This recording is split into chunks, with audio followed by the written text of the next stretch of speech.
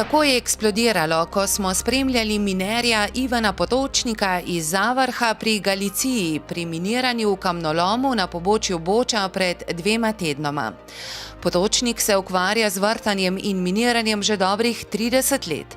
V podjetju je 17 zaposlenih, ki uporabljajo 9 vrtalnih strojev in imajo 2 veliki skladišči za pirotehniko in razstrelivo.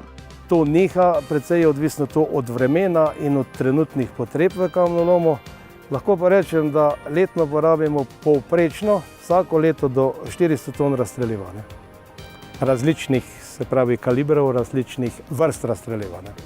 Minerji so strojniki težke mehanizacije, poklica pa so se priučili z dolgoletnim delom. Vsako leto morajo opraviti preizkus znanja, vsaki 2 leti pa zdravniški pregled.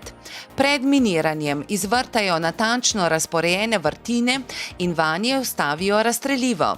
V kamnolomu, kjer smo jih spremljali, so bile vrtine globoke do 18 metrov, njihov premer pa je znašal okoli 10 centimetrov.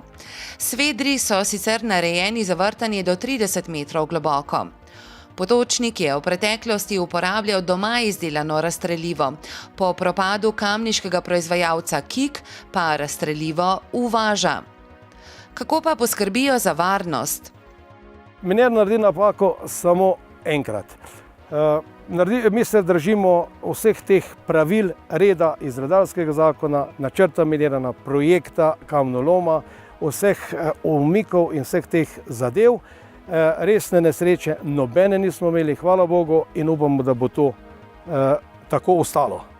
Mehanizacijo in osebje morajo umakniti na predpisano oddaljenost, ker lahko material pri miniranju odnese tudi 100 metrov daleč. Razlog so nepredvidljive razmere v kamnini, ki lahko spremenijo smer vrtanja.